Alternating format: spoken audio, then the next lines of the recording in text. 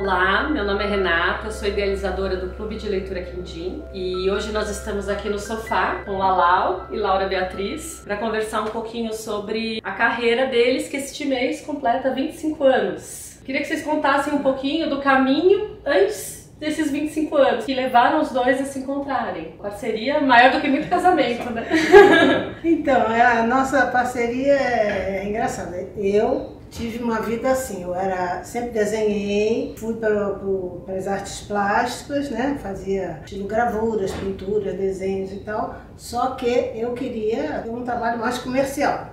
Como artista plástica não dá. Então eu comecei a fazer ilustração para revistas, jornais, até para publicidade fiz alguma coisa. Depois, um dia, uma amiga me chamou para ilustrar o livro dela, em 1984, foi aí que eu comecei. 10 anos depois, eu encontrei a poesia do Lalau e o Lalau encontrou o meu desenho. E depois a gente se conheceu no lançamento do primeiro livro. No lançamento. Que foi o Bem Te Vi, e outras poesias. E eu soube que foi uma pessoa bem interessante que apresentou os dois. Uma pessoa bem interessante. Foi o Zé Paulo Paes.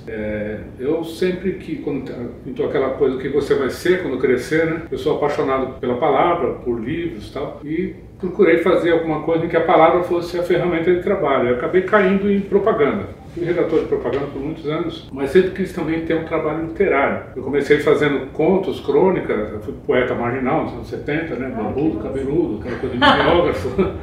Né, passei por isso também, mas eu não tinha o prazer. Eu fui muito publicado em jornais, revistas, por conta dos contos, das crônicas, né? E um dia por acaso, eu entrei numa livraria e estava tendo o lançamento de um livro do Zé Paulo Paes, que eu já admirava o trabalho poético, tal, os ensaios dele, eu gostava muito de tudo que ele fazia, né?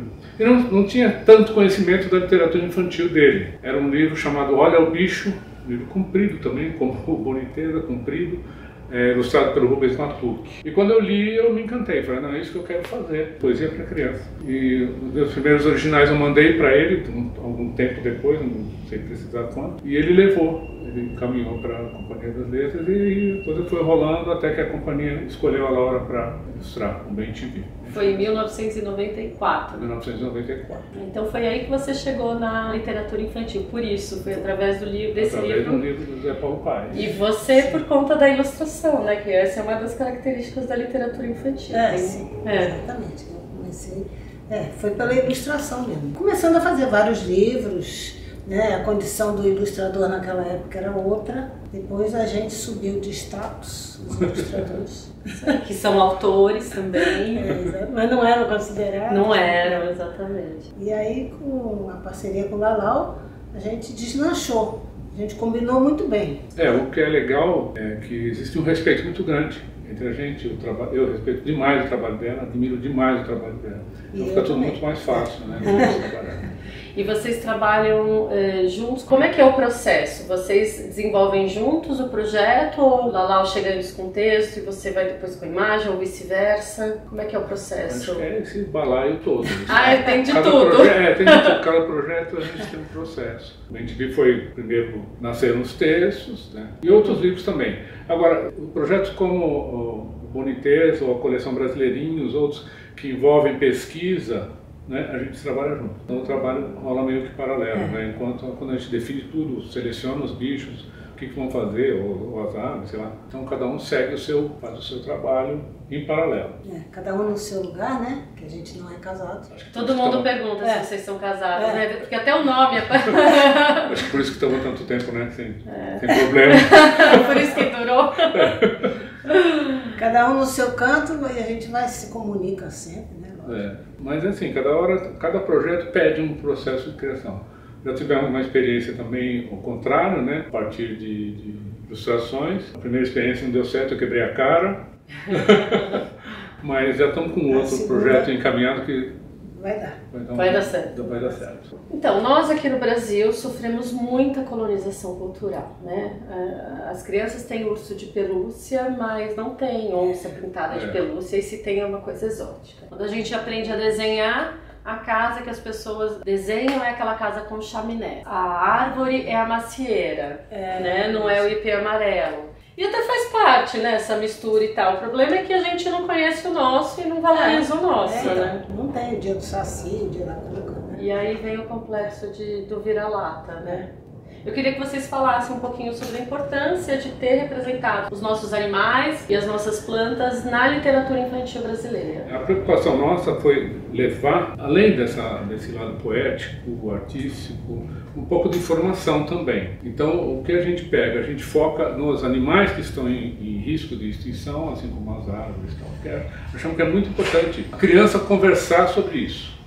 Né? O assunto está entre eles, né? Os animais que estão em extinção, as árvores que estão sofrendo, o desmatamento, enfim, a caça predatória, todas essas coisas. Mas a gente procura levar isso para eles de uma forma lúdica, leve, porque alguns temas são cruéis, né? São muito sérios, são muito cruéis, são muito dolorosos. Por exemplo, no Boniteza a gente trata dos animais que são vítimas de tráfico, que é uma crueldade assim sem tamanho. A gente vê várias vezes na TV que são apreendidos animais que estão indo de avião, não sei para onde, numa garrafa térmica os caras colocam 10 papagaios, 10 filhotes. Então é terrível. Então esse assunto, a gente tratando com leveza, com poesia, ele vai ser melhor absorvido pelas pessoas, pela criança, e aí a reação é melhor. Nós estamos vendo isso nas escolas que a gente passa, nos eventos que a gente participa, que isso está dando certo. Ao invés de a gente carregar uma bandeira, não, vamos, olha, a onça pintada, ela é linda por causa disso. A função dela a gente mostra num texto informativo de uma outra forma. Então isso vai começando a crescer, vai começando a envolver as contagiar, pessoas. Né? Até porque a literatura é o texto mais potente no desenvolvimento da empatia. Né? Muito mais do que um texto informativo. Demais, né? Sim. Transformador demais. E a criança também, ela vai ficando orgulhosa da nossa natureza, da nossa riqueza. Porque o Brasil é milionário, né, de biodiversidade. Então a criança pobre lá, né, que a gente visita muitas também, elas ficam assim, eu falo, o Brasil é muito rico. É muito rico em biodiversidade. Elas ficam olhando assim, eu acho bem legal. Campeão mundial, né, de biodiversidade. Sim. Sabe, e a gente precisava saber disso. E precisa saber disso. Eu estava contando para você, né? Quando a Laura teve a ideia da coleção Brasileirinhos, que eu fui numa escola e perguntei para as crianças, quem conhece algum animal em extinção? Não falei brasileiro, para ver, né? Medir a temperatura da coisa. E nenhum brasileiro foi falando. Era o urso, era o tigre, é o leão, é o camelo, mas... a gente não conhece a nossa própria natureza, a nossa própria cultura, é riquíssima, é rica e é fundamental que ela seja preservada. E se a gente não conhece, como que a gente vai preservar? Como é que a gente vai valorizar? Esse que é a nossa batalha, o nosso trabalho. Lindo trabalho, Elias. Obrigado. A próxima pergunta, ela era justamente a respeito da literatura como um texto muito potente para sensibilizar, que é um pouco do que vocês conversaram. Eu gostaria que vocês contassem mais experiências sobre a recepção da obra de vocês, já que vocês frequentam muito as escolas, né? Vocês têm contato com os leitores, isso é uma coisa muito bacana. E até para entender como é que as crianças recebem esse tipo de texto, como é que funciona essa valorização por meio da leitura literária, poética, né? Existe uma resistência, né, ainda, né, sobre poesia, que é difícil, que é não sei o quê, precisa ser entendida. Não precisa ser entendida, né? Manuel Barro diz muito bem, né? Poesia não é para ser entendida, poesia é para ser incorporada. Então, quando a gente leva para a criança textos com humor, com leveza, com surpresa, né, brincando com as palavras, como o outro mestre sempre colocou, né, fazer poesia, brincar com as palavras, então a reação deles, a receptividade é muito legal, é muito grande. Então a gente vê o trabalho, ele continua, a gente vê as crianças fazerem releituras, né, Laura? Descobrem outros bichos que a gente não citou. E esse macaco aqui que vocês não puseram, eles pesquisam pesquisar por si. Acho que a pesquisa, o pedacinho da pesquisa que a gente coloca no livro já motiva. Eles ficam entusiasmados. Também. Que a ideia é essa, a ideia é despertar, né? Despertar essa curiosidade, né? Mostrar essa riqueza toda que é a nossa natureza, né? É legal, eles aceitam muito bem, eles gostam muito. Acho que faltava era dar esse cutucão. E vocês foram bem pioneiros, né, na literatura infantil brasileira em tratar sobre esse tema. Né? Porque teve, na década de 90, até foi meio orquestrado o Roger Mello, a Mariana Massaranha e a Graça Lima, eles começaram a frequentar as feiras de Bolonha. Bolonha e perceberam que faltava uma cara do que era a literatura infantil brasileira, que eles percebiam uma identidade de diferentes regiões, mas eles não encontravam a própria, e aí eles começaram a ir muito em busca, né? Então o trabalho do Roger seguiu muito esse caminho, da Mariana também, e o da Graça idem, né? Então é uma coisa que está muito presente na obra deles. E vocês também estavam fazendo isso, porque é de 94 que vocês começaram a lançar esse tipo de obra, né? Sim, a gente foi muito no Brasil, né? E tá indo aí. Vestimos a camisa. E o que a gente pode esperar aí para os próximos 25 anos? Ah, muita coisa. Muitos planos. Primeiro porque o tema ele é quase que inesgotável, né? A gente vive num país que tem uma biodiversidade muito grande, a gente também explora muito o folclore, que também é muito rico, a flora, aquele projeto dos rios, né, que a gente pretende desenvolver. Enfim, então a gente tem assim um campo muito grande ainda para explorar, para fazer. É um país, né? Maravilhoso o Brasil. É muito diverso. Muito diverso. Isso que é legal, muito rico, né? A gente foi agora a Belo Horizonte, é outra cultura, muito legal, né? Eu não conhecia. E como é que é a recepção com o complexo de vira-lata? Bate um pouco de frente com esse complexo de vira-lata do brasileiro? Não. As crianças, né? A criança é outro papo. A criança está mais aberta. Criança Estão com a fita limpa, né? Fita limpa. Não tem nenhuma interferência, não tem nenhuma censura. É super legal trabalhar com criança. Aliás, é o público ideal para criança. Tá certo, gente, agradeço muito. Eu vou pedir então para vocês só realizarem agora as leituras, que a gente quer ouvir um pouquinho. Sim.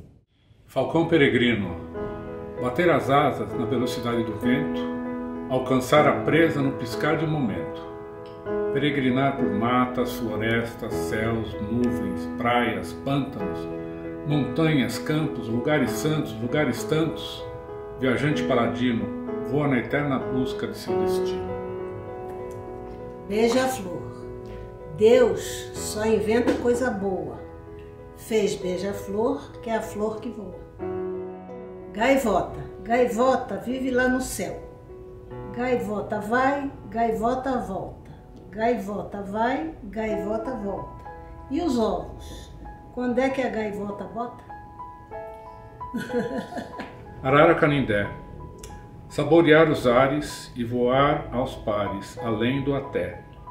Nas palmeiras, os lares e reproduzir aos milhares, além da fé. A arara, linda é, Arara Canindé. Eu gostaria de agradecer muito a visita de vocês. Muito bom poder mostrar um pouquinho mais do trabalho de vocês e entregar esse trabalho maravilhoso aí por todo o Brasil, né? Muito obrigada. Para nós é um prazer. Para nós é, a gente que agradece. Bacana. Obrigada.